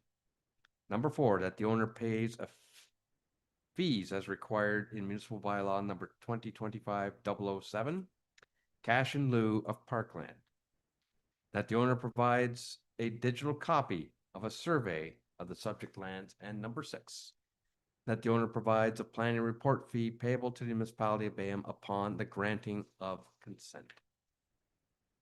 Anyone interested in moving and seconding that? Councillor Chilcott will move. Councillor Froese will second. All in favor? That is carried. Thank you, Mark. Thank you. Moving on with section 13, finance and administration, 13.1 correspondence, and 13.11 to receive for information. Item A, Township of McGarry regarding the GST HST for new homes. Item B, City of Brantford regarding provincial support of the Ontario Airport Capital Assistance Program. Item C, Watson and Associates regarding Bill 60. Item D, Lake Erie Source Protection Region regarding notice of consultation, draft update to the Long Point Source Protection Plan and Assessment Report. Item E, Long Point Region Conservation Authority regarding media releases, Conservation Authority consolidation announcement. And item F, Long Point Region Conservation Authority regarding the October 1st, 2025 meeting minutes. Does anyone have any item they wish to bring attention to?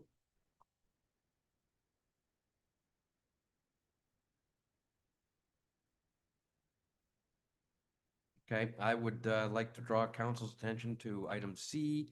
Please review the Watson and Associates regarding Bill 60. And I would assume there will be additional correspondence for Watson and Associates. Yes, Mr. Mayor. So Bill 60 has a lot of changes under their Fighting Delays, Building Faster Act. So the correspondence on the agenda gives a high-level overview of the number of acts that are affected by this piece of legislation. discussion recently at a staff level and with some additional correspondence that's come out from Watson and Associates, we have some concern about the new legislation regarding water and wastewater public corporations and some of the impacts not only to legislation but also to what has generally been a public service, which is the provision of water wastewater. There's some suggestion in the legislation that to a certain degree that may be changing, but we'll be bringing some more information to council at future meetings. Thank you for that.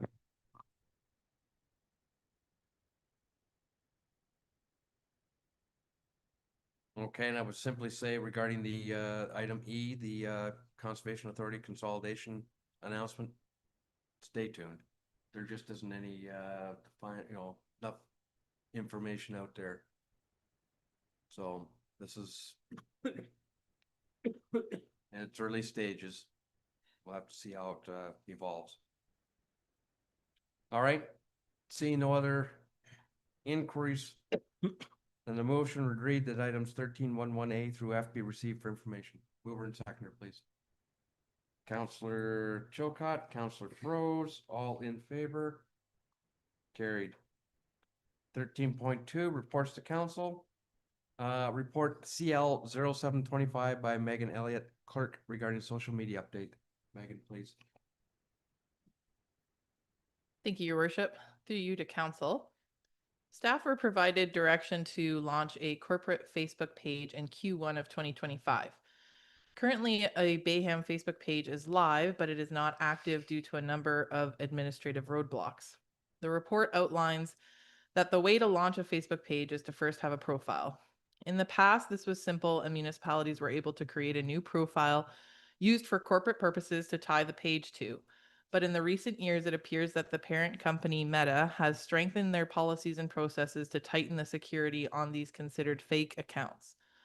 Unfortunately, a large amount of staff time was spent on just getting past step 1 of the process with no luck.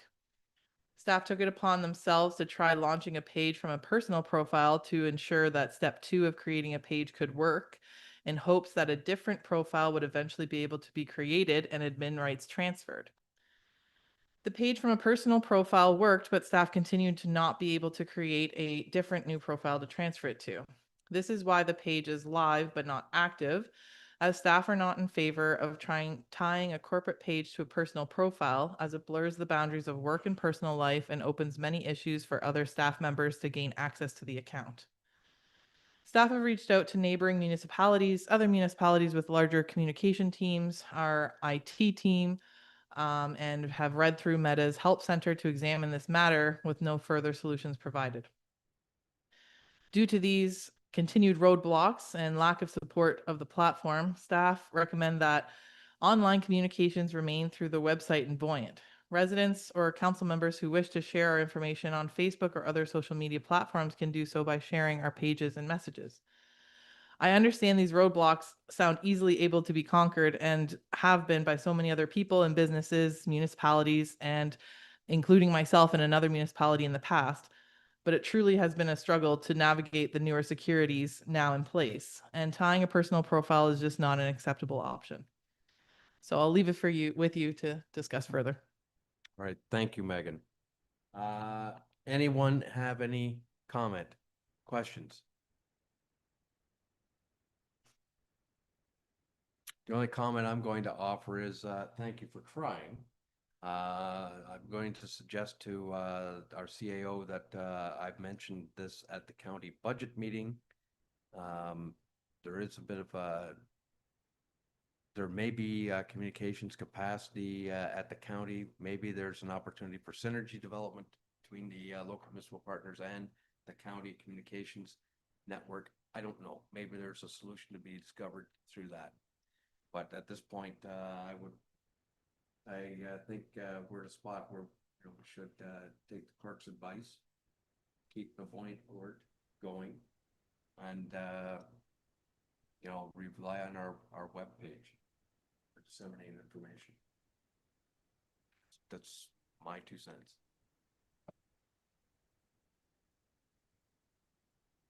Deputy Mayor. Yes, thank you through you, Mr. Mayor. Just a question. Are the existing business pages and profiles, are they grandfathered in or are they now subject to these new stricter regulations? I'm just curious in your research, Megan, if So through your worship to council, from my research, they are at jeopardy. They could be flagged and found that it might not be a proper base account as well. So far, I haven't heard of those stories happening, but that is the way that I read the policies in terms of conditions.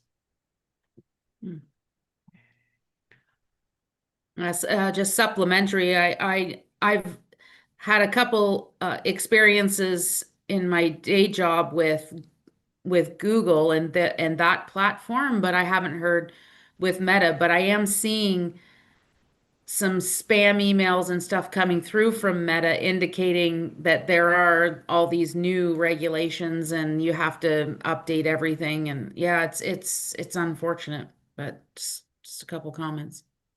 Thank you for your comments. Thomas, please. Yeah, so through you, Mr. Mayor. At another municipality, I was part of the team that established the social media profile over there. And at the time, you could establish just like a placeholder account, right? It's a fake account that you use with a generic municipal email, and you can run social media off of it, and that was perfectly fine.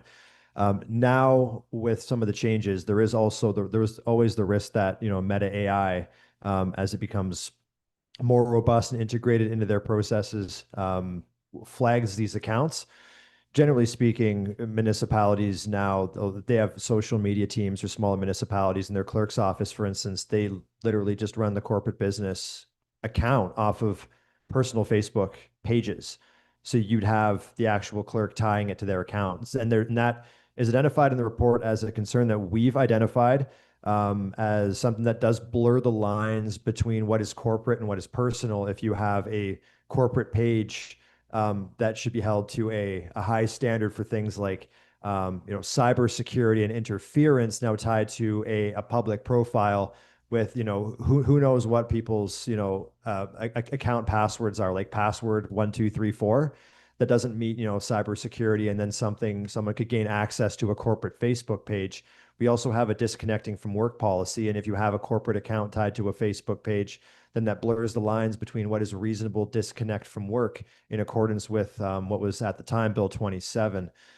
So a lot of municipalities do this just from a communications perspective, but it does blur the lines between work and personal, and it does kind of bend things in regards to communication, which is why municipalities often have communications policies that say, Monday to Friday only during business hours, but the blurring is still there.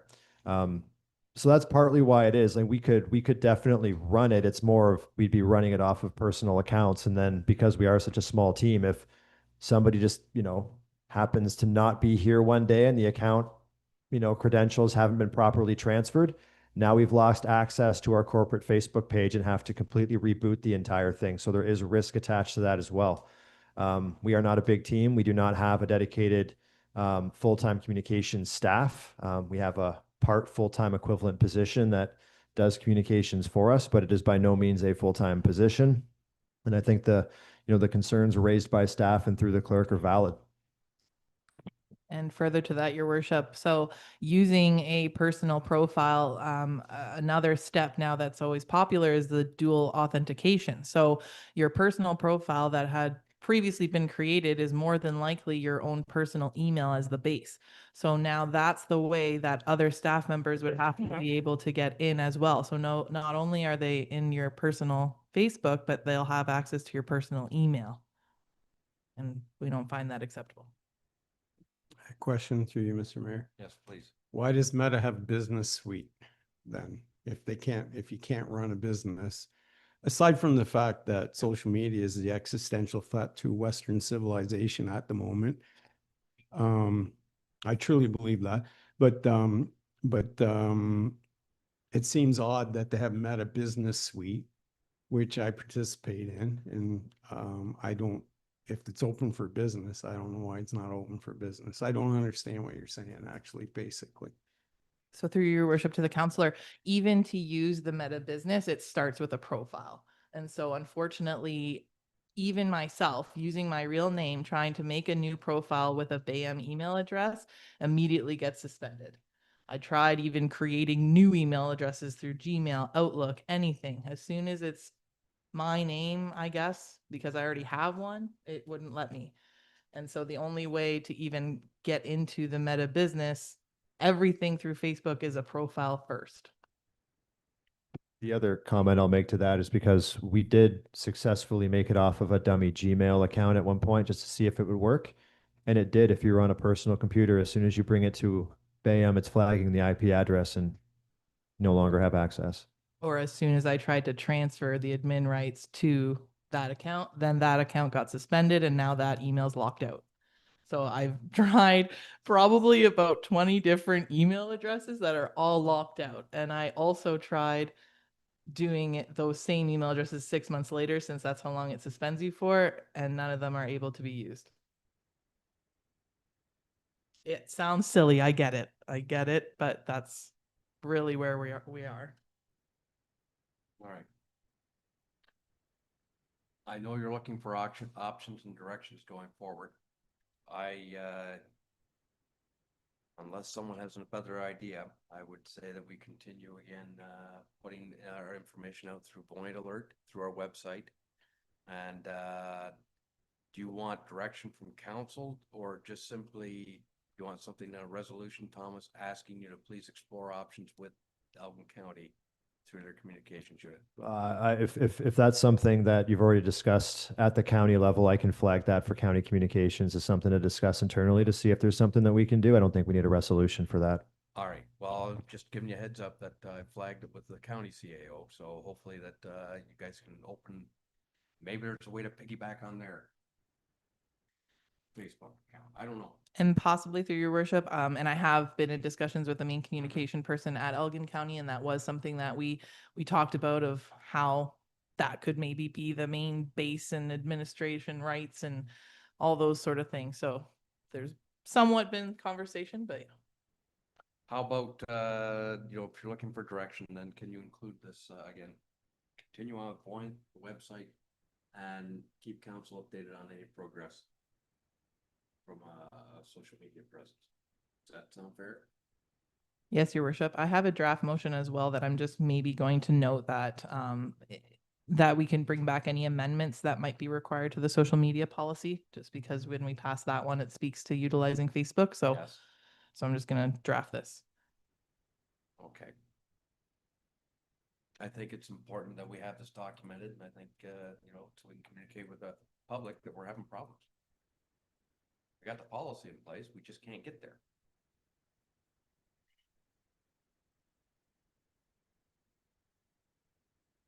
Or at least get there yet.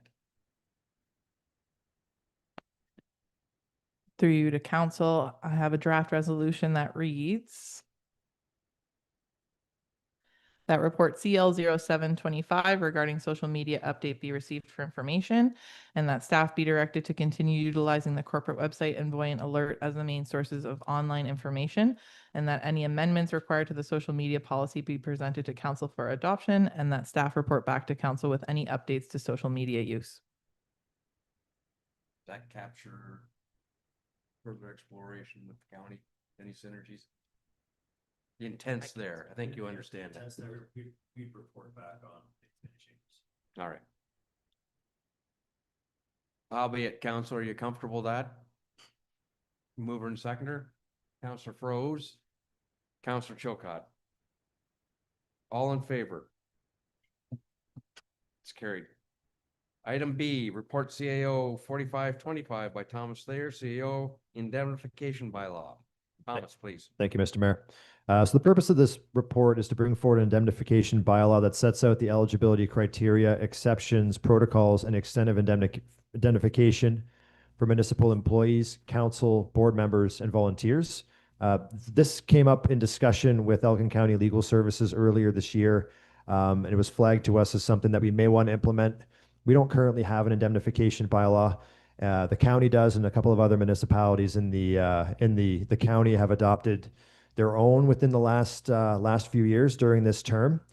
Really, what it's meant to do is delineate the responsibilities of the municipality and council as it applies to indemnity, and also identifies what the responsibilities of our insurer are. Generally speaking, if there's some sort of claim, it goes through insurance automatically, but it's unknown often at a council level and definitely at a staff level what is included in general indemnification. This sort of thing is common. It's very important because certain municipal duties will create scenarios where a staff member or a board member, a volunteer member of council may be personally named in legal proceedings. And generally, an employer will be vicariously liable for damages caused by its employees. Municipal officials are protected under Section 448 of the Municipal Act, but this also has limitations. The common law principle of vicarious liability does not account for all legal proceedings, so it's important to capture some of these other types of proceedings within a bylaw to make it clear what applies and what doesn't. Without an indemnification bylaw, there's a lack of clarity, and it's important as from the municipality's perspective as an employer to ensure that there is clarity to council and staff with respect to what is covered and what is not. So the intent of this bylaw is to set out the default position that members of council, staff, and volunteers are indemnified, subject to certain criteria and exclusions, set out clear criteria for eligibility, clear protocols, limitations, and ensure that council, staff, and volunteers, when they're doing their duties in good, honest performance, are covered. This protects the municipality by permitting it to select legal counsel where applicable. And then protects the municipality by clearly defining exclusions and exceptions to the default position of indemnification. So the bylaw before council contains the default position, again, that everybody is generally covered as long as the individual is acting in good faith and honest performance of their duties. And this means that the municipality will pay legal expenses associated with legal proceedings. This includes costs of counsel, damages, and settlement amounts. This does not apply to certain things.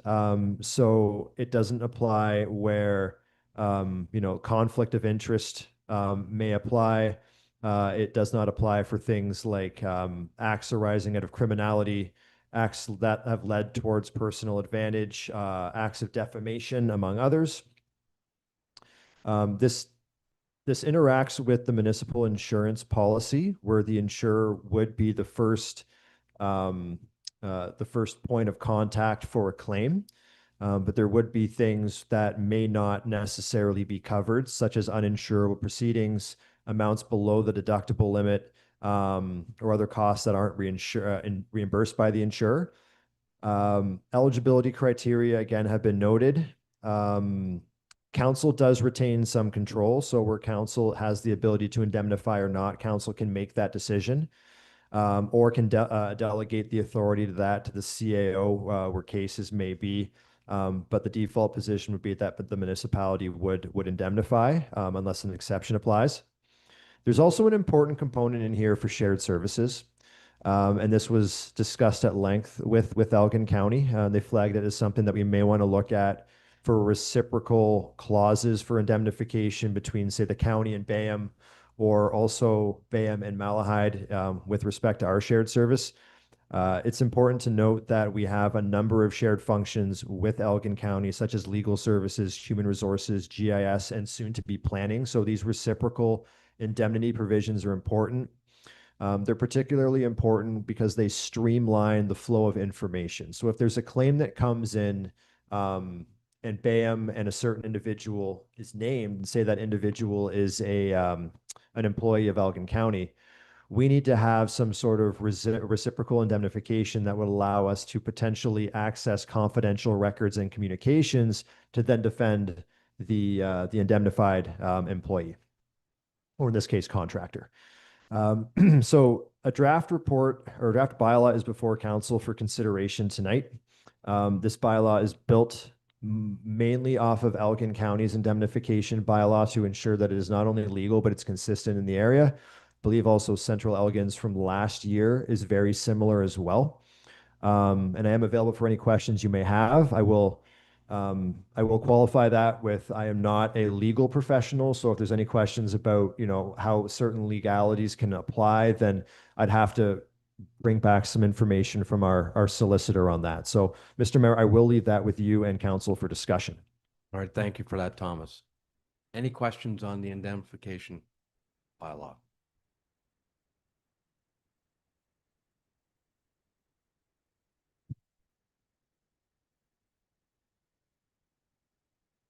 Seeing none.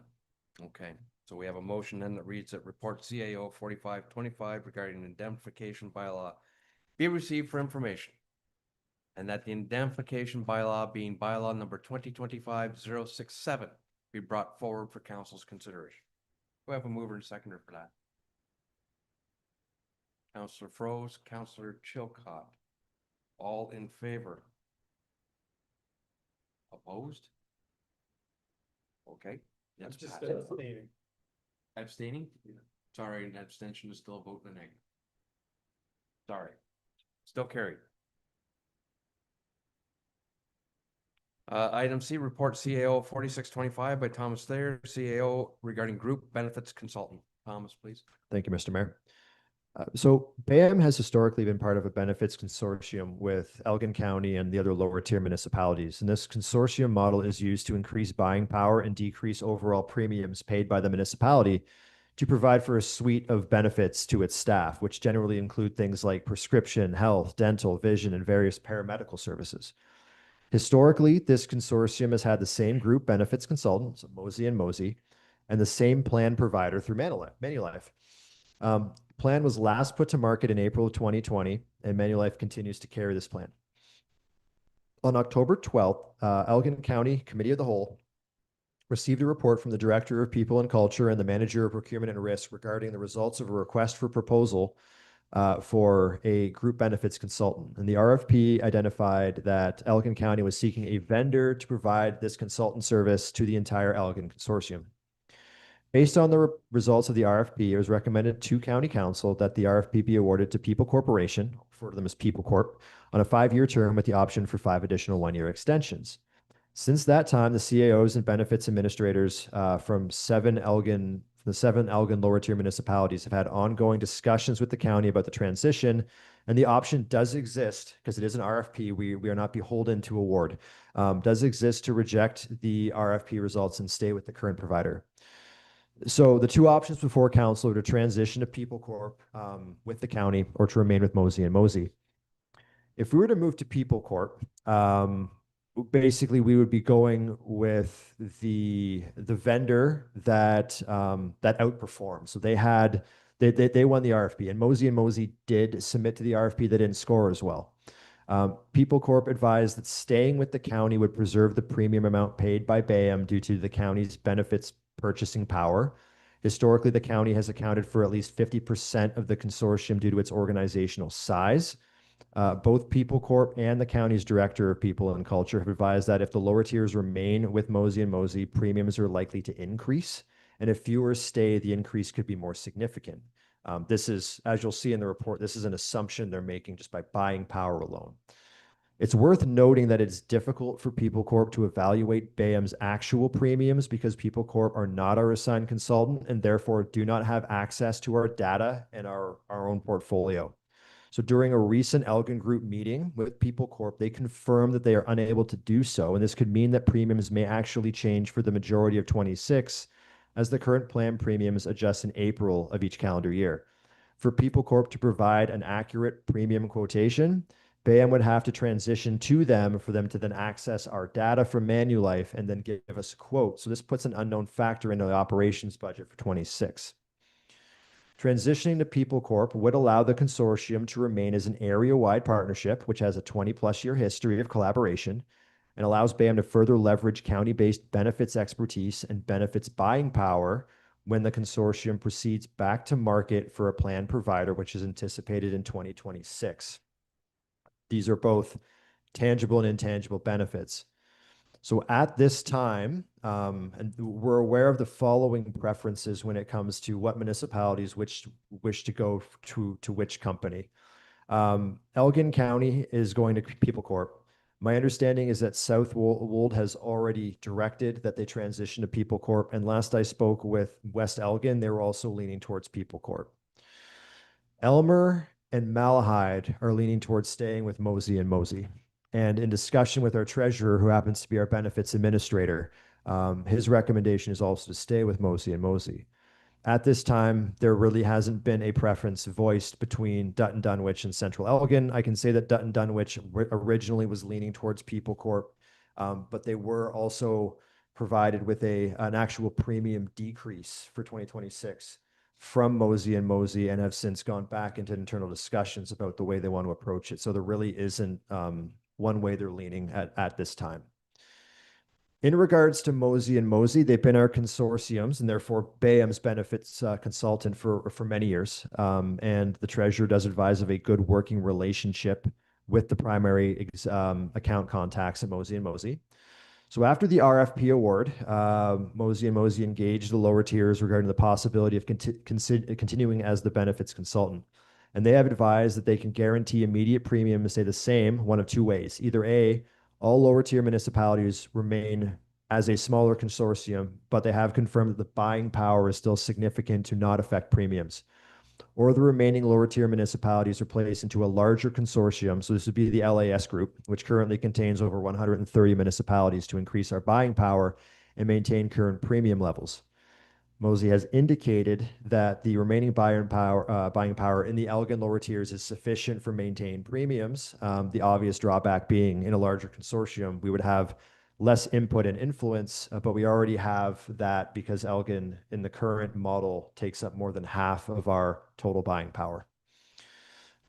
They have advised that the future premiums for lower tiers will improve by virtue of the county leaving the consortium. This is due to reductions in long-term disability claims, which carry inflated premiums. BAM's projected premium increase in 2026, which would be effective April the 1st, is 2.7%. This is consistent with Elmer. I believe they're about 2.4, and there are a couple of lower tiers being Malahide and Dutton Dunwich, which are experiencing premium decreases on this basis as well. So the recommendation in the report, considers the benefits and drawbacks of both scenarios, and it's not a clear-cut answer. However, in discussion with the treasurer, we do recommend staying with Mosey and Mosey as our benefits consultant for the following reasons. So they have confirmed there's no immediate premium impact, which is important for budgetary purposes. They provided a quote for a contained premium increase in 2026, which we can include in the budget since we have that number. And if we were to go to People Corp, we'd essentially be guessing. Decreased long-term disability premiums in 26 with the county leaving the consortium. They have offered to go to market and obtain a proposal from for the LAS group to determine if better premiums can be sought. They have communicated to us by virtue of being our historic benefits consultant a mitigation strategy for year-over-year premium increases. And just to reiterate that People Corp cannot provide us with a clear proposal because they do not have access to our data and our portfolio. So based upon that information provided by the treasurer, who is not here tonight, we do recommend that council continues with Mosey and Mosey. And if that is the case, we'll be providing that correspondence to the county as well, so they're aware of what BAM's intentions are. Mr. Mayor, I'll leave it with you and council to discuss. All right, thank you, Thomas, for that. Does anyone have any questions, concerns, comments?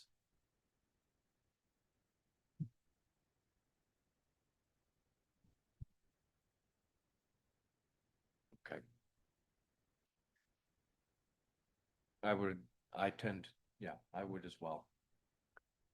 Okay, we have a motion that reads report CAO 4625 regarding group benefits consultant be received for information, and that the council continues with Mosey and Mosey as BAM's group benefits provider for municipalities' benefits plan. Mover and seconder, is that you, Councillor Chilcott? And Councillor Froese will second. All in favor? That's carried. I'll look up first and get you on the bylaws, Deputy Mayor. Okay, section 14, we have three bylaws. Bylaw number 2025-067, being a bylaw to provide for the indemnity and defense of members of council, members of local boards, and employees of the municipality of Bayham against loss or liability incurred while acting on behalf of the municipality. Bylaw number 2025-068, being a bylaw to authorize execution of agreement between the corporation and municipality of Bayham and PK Construction for the Bayham Stratfordville Community Center expansion works. And item C, or bylaw C, bylaw number Z818 2025, being a bylaw to amend bylaw number Z456 2003, Weber. Anyone have any questions on the bylaws? Now I need a mover and seconder for the following: the bylaw numbers 2025-067, 2025-068, and Z818 2025 be read a first, second, and third time and finally passed. Deputy Mayor, are you interested in moving that? So moved by the Deputy Mayor, seconded by, I believe, Councilor Froese. All in favor? Carried. Brings us to section 16, other business. We will be entering into an in-camera session. We're going to take a short break after we get in there. The motion reads that council do now rise to enter into an in-camera session at 8:50 p.m.